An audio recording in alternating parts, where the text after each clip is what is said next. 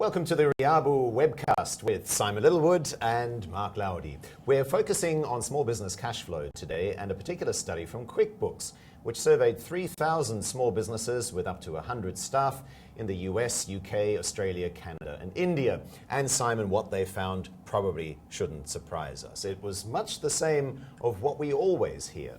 61% of small businesses surveyed say they worry about their cash flow. 7 out of 10 of them worry until late into the night, and about 1/3 of them see significant difficulties in meeting their financial commitments. It's all about cash flow.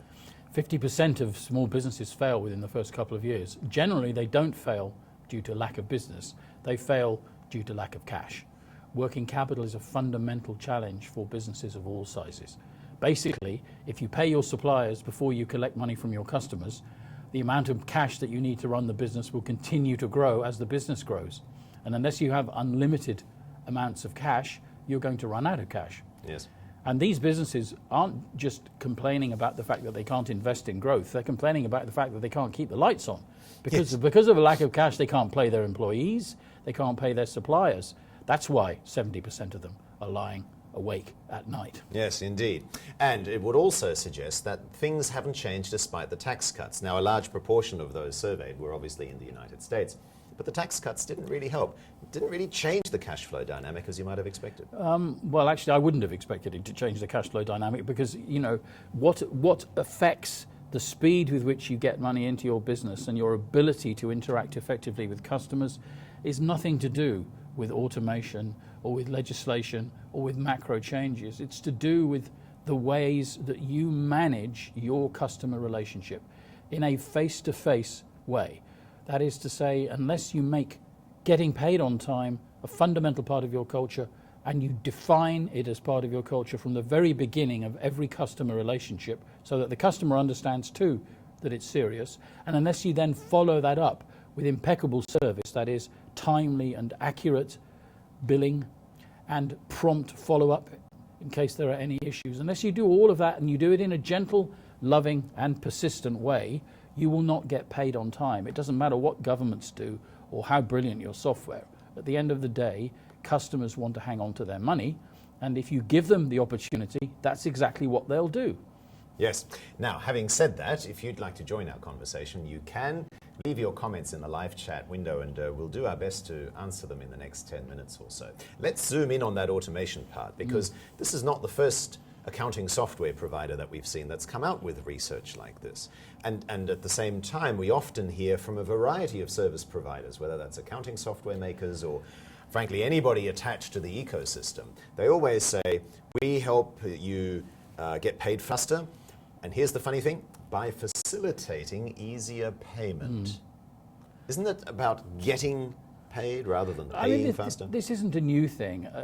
The notion, I mean, first of all, there is a lot of great technology out there, and let's be clear, we're not saying you should stick to the old ways. By all means, leverage technology.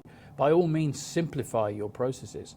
But at the end of the day, customers make choices about when they pay you, whether they pay you with a check, with a wheelbarrow full of cash, or through some automated portal. At the end of the day, they'll make a choice as to when they pay you.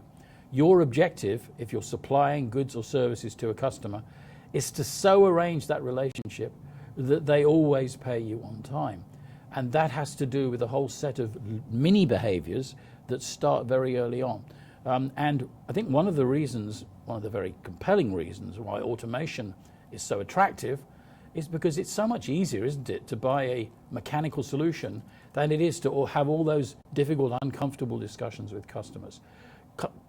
Conversations that are particularly uncomfortable often for salesmen or CEOs who want to extol the features and benefits of their unique and wonderful product or service. They don't want to get bogged down, as they see it, in the ugly business of stating, you know, that we need our money on time and blah-de-blah-de-blah. But the fact of the matter is that if they don't take it seriously, why should the customer?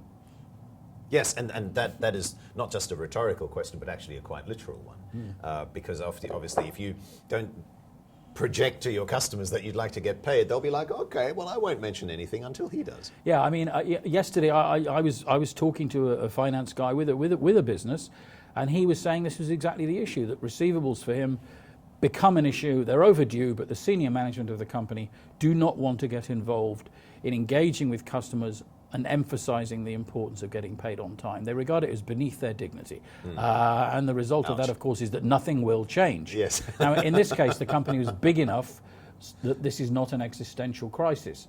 But for a company that's small and is living on its cash, then I'm afraid this is all too often, 50% of the time, this is an existential issue. So forget the government, it's not going to bail you out. Forget borrowing money from the bank. At the end of the day, if you want to get paid on time, you have to focus on keeping your customer close. Yes. Now, once again, drop us a note in the chat box and we will come to your questions shortly. We'll be around for the next 7 minutes or so to take your questions or comments for that matter. Simon, one of the other important points is this thing about Excel. And I don't mean an attitude of excellence. I mean that there are lots of people, lots of small businesses that still use Excel for their primary account keeping functionality. I mean, when you look at some of the subscription rates of software, accounting software, compared to the large number of companies that are out there, the proportion of penetration of software companies is actually small. Does it matter if you use Excel? Yeah, and part of the reason of that, of course, is that the overwhelming majority of companies by number are very small. It doesn't matter if you're talking purely about getting paid on time. If you're talking about the overall level of efficiency and the number of people you have to employ to do stuff, then it's good to have automation. But here's the thing. Data shows that there is no direct correlation between the sophistication of software and the discipline around collections and receivables. There simply isn't. No correlation? No. One does not drive the other. I mean, it simply creates a different channel and perhaps a more transparent channel. And there are other things. Interestingly, it's interesting you should raise this because I sat in a room with last Thursday with 20 finance executives, and half of them talked about the fact that their solutions, their computer solutions, their automation, which were mostly small applications, could not give them the good data that they needed to actually manage receivables. I mean, not only is the notion of aging and aging invoices to terms rather than to invoice date, dealing with discrepancies in a prompt way and tracking them and knowing what your terms are. These are things that are very commonly lacking from quite sophisticated applications. Or the applications fundamentally constrain the amount that you can do. Wait a minute. The applications fundamentally constrain? Look, I thought the whole point of having these apps was to be able to have ready access to the data. The fact of the matter is, receivables is an afterthought. The men and women who have designed these applications are not themselves experts in receivables. And overwhelmingly, having looked at this for 30 odd years, I find that there are things that I would advise companies to do that are not supported by even quite well-known business applications. I'm very surprised by that. I mean, on the other hand, when you look at the lack of integration between Salesforce, let's say, that is the software, and various accounting software, you get to wooing your customer and doing the whole ERM thing, and CRM thing, up until there is a sale. And after that, you're on your own. Well, I think you have to take it to another people think they've achieved success. If I get a customer to sign up, I've done well, my company's okay, that's absolutely fantastic. Unfortunately not. The sale isn't worth anything until the money is in the bank. Yes. And if you have the further complexity that you have a bunch of sales guys who are incented to get those sales, but not incented to actually collect the money in a prompt way, they're going to be very uninterested in having those conversations with customers, which they are going to perceive as being combative and toxic in terms of their ability to sustain a customer relationship. Yes. Okay, so everybody watching us on this live webcast, of course, will be asking, okay, Simon and Mark are talking at length about accounting software, about the latest survey from QuickBooks, which seems to indicate pretty much what we already know, that lots of people are losing sleep over their accounts receivable, that lots of people are suffering because their customers aren't paying on time. So, and we also heard Excel is okay, what you'd have to do is focus elsewhere. So in the last couple of minutes, as I give you my final call, inviting you for comments and questions, of course the next thing is, where's the beef? How do we turn this around? How do we change the situation, whether or not we have QuickBooks or Xero or MYOB or anybody else's software for that matter? Yeah. Well, I mean, first of all, it starts with culture, and this is very boring because nobody wants to hear this, but at the end of the day, the message that getting paid on time is important has to come from the very top of the company. And that doesn't mean one memo and then forget it. It means it becomes, which is also very common. Right. Yes, sorry, memos. Oh, I'm so old. It means you have to sustain this and you have to carry it through. So every customer relationship should have a properly signed credit policy, or at least a letter which says very clearly what the expectations are in payment in terms of being paid. And that's a letter from who to who? It's from the supplier to the customer, where the customer signs and agrees. And it should ideally, and you and I have talked about this, contain important details like who on the customer side deals with this, so that you know how the payment's being processed. Yeah, you can't leave it at that though, because even if you reinforce the importance of payment terms, when you transact your business, that is, you deliver your good or your service and you then invoice, you need to follow that invoice up very promptly with contact to ensure that the transaction is a clean one and it can go through. And you know, it doesn't matter what system they're using to pay you, it doesn't matter what software you're using to track it. At the end of the day, if you don't do that, and most softwares don't encourage you to do that, it's not built in to the actual workflow. No, often what they have built in is like reminder email functionality. Yeah, I mean, that's funny because I see very sophisticated reminder email functionalities like, you know, a pink notice after 2 weeks, you know, an orange one after 4 weeks, and a red one after 6. Yeah, with exploding noises, you know. And at the end of the day, we all know, and the funny thing is that we all know that it doesn't work because we all pay our bills when they're pink, right? So at the end of the day, that's not what does it. It's just, it's very easy for a software to churn these things out. What's much harder is to reach out to the customer early on in the process and elicit from them a commitment that either there is an error and you can correct it, or everything's fine and they will pay you on time. Very simple, binary thing. But the overwhelming majority of companies don't even bother about the receivable until it's already overdue. Yes. And what you do then is, far from helping the customer to pay you on time, you educate them not to pay you on time. Yes, they get used to the automated emails. Their expectation is, well, you know, I'll get the bill, I'll stick it there, and I won't do anything until they ask.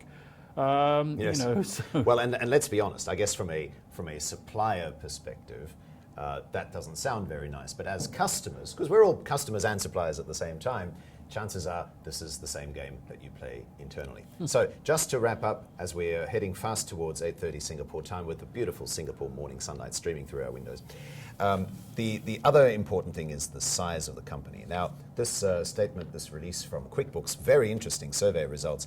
Can we extrapolate, firstly, what happens in the US?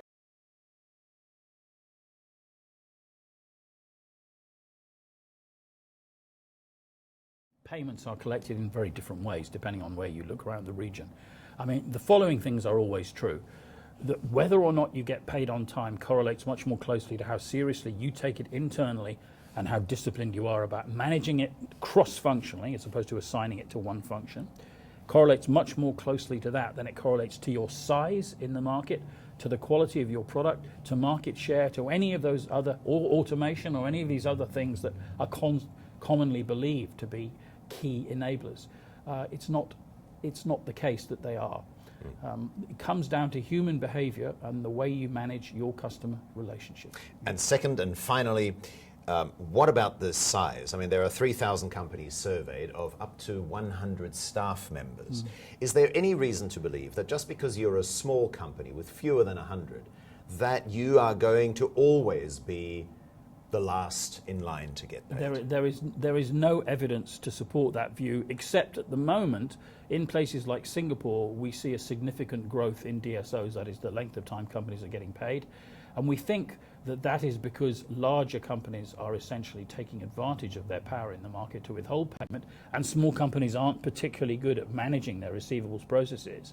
There's another thing that we haven't talked about, Mark, which is that there's a lot of cheap cash around as a result of quantitative easing. And financial institutions and other intermediaries who aren't traditional banks are very keen to lend money. We've got SMEs are more indebted now than at any time in modern history. And by and large, institutions like it that they're indebted because they can make a lot of money out of them. The fact of the matter is it is a very poor solution to substitute timely customer payment for borrowing from a bank.